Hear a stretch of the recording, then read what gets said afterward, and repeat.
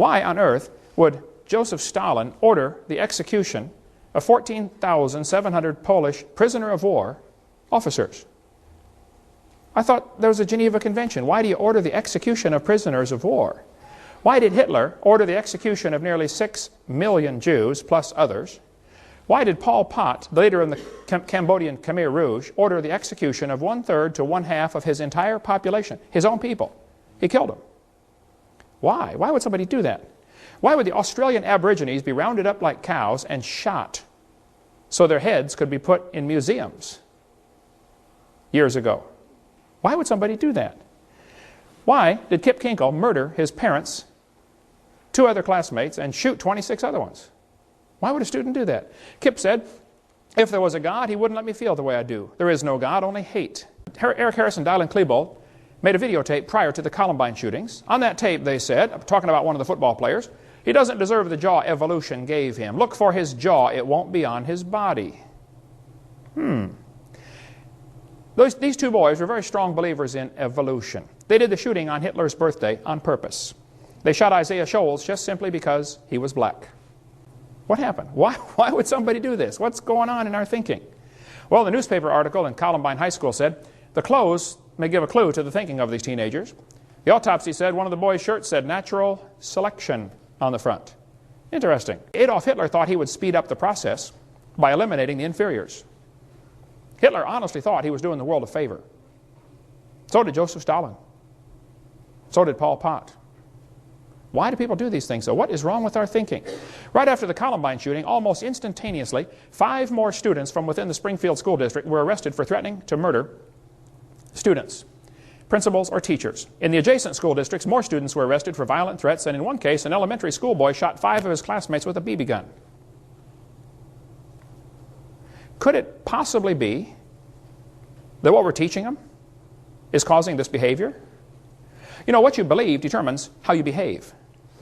If you're raised up in a head-hunting society, and you're taught from the time you're a boy, if you go off to war and shoot somebody, you ought to kill him and cut off his head and eat the brains because you get his spirit. I mean, if you really believe that, guess what you're going to do when you go off to war? Your behavior is determined by your beliefs. What you believe determines how you behave. It's always been that way, and it's no different today. Could it be that this evolution theory is to blame? This textbook says you're an animal and share a common heritage with earthworms. Question: if evolution is true, how are the kids supposed to tell right from wrong? I spoke in a public school in Pennsylvania one time. A kid sat on the second row and he said, Mr. Hovind, I'm an atheist. I said, really? He said, yep, there is no God. I said, well, tell me, son, are you sure? He said, yep, I'm sure. I said, well, son, do you know everything? He said, no. I said, do you know maybe half of everything? He said, no. I said, okay, well, let's just pretend that you know half of everything. Is it possible that God exists in the other half you don't know? Brand new thought rattled around in his brain for a while and got lost, I believe. I said, by the way, son, if there's no God, how do you tell right from wrong? He said, oh, that's easy. He said, I determine what's right and wrong. He said, I'm the God of my own universe. I said, I'm glad to hear about that, son, because I'm going to shoot you in 5 minutes. He said, you can't do that.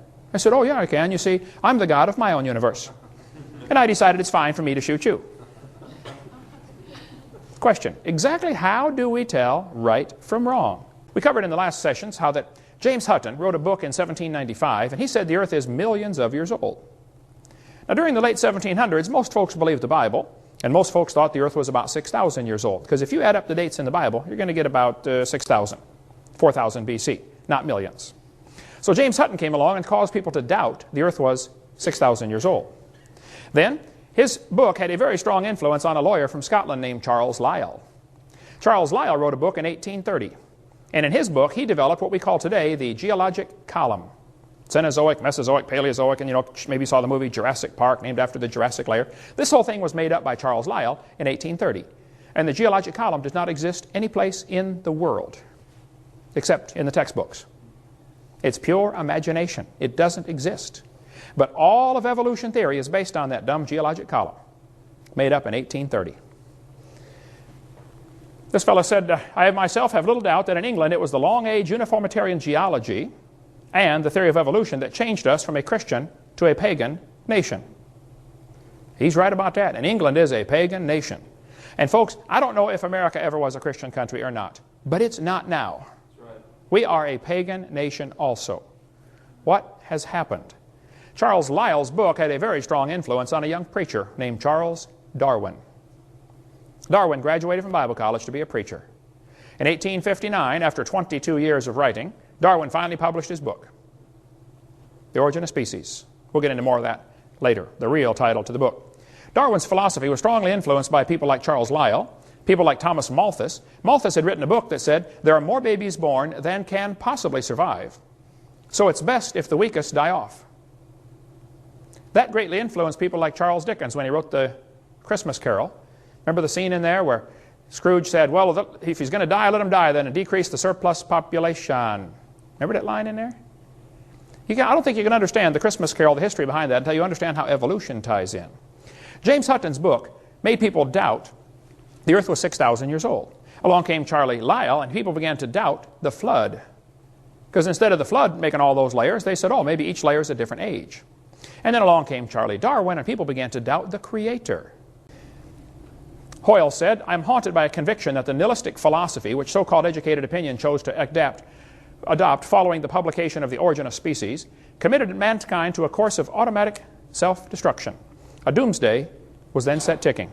There was a Russian atheist astronomer came to America one time, and he spoke at one of the universities, and he said, now folks, either there is a God or there isn't. I thought, boy, this guy's brilliant. But then he said, both possibilities are frightening. I thought, wow, that is brilliant. You see, if there is a God, we better find out who He is and find out what He wants and do what He says. Amen. If there is no God, we're in trouble. Because we're hurtling through space at 66,000 miles an hour and nobody's in charge. A cold shudder has run through me as I have asked myself whether I may have devoted myself to a fantasy. There are four great questions that every single religion in the world tries to answer. Even atheism, which is a religion, you have to believe there is no God. There's no way to know that. The four great questions every religion tries to answer. Who am I? Where did I come from? Why am I here? And where am I going when I die? The way you answer these questions depends upon how you view the world. There are basically only two ways to look at this world. One view says, you know, there's incredible design. There must be a designer. That's the creationist worldview. Other people look at the world and say, you know, nobody made it. It just made itself. They don't believe God created the heaven and the earth. They think a big bang made this world from nothing. That's called the humanist worldview. It just made itself. The first plank in the Humanist Manifesto in 1933 was the universe is self-created, self-existing, and not created. That's the first thing they have to agree to be a humanist. Evolution, I am convinced, it's bad science based on lies. There is no scientific evidence to back up this evolution theory.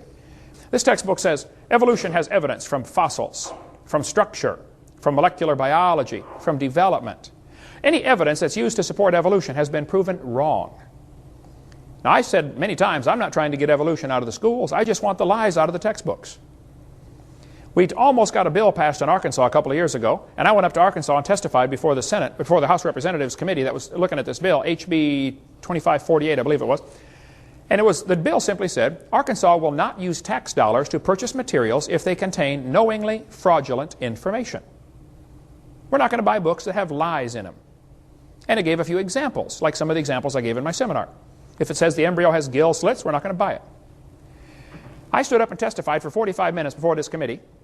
After I got done, the ACLU lady, woman I mean, she got up and she said, folks, this is obviously an anti-evolution bill. One of the representatives said, ma'am, evolution is not mentioned in this bill. All this bill says is we're not going to buy books if they have lies in them, and these things are lies, so we're not going to buy that book. How can you say this is an anti-evolution bill?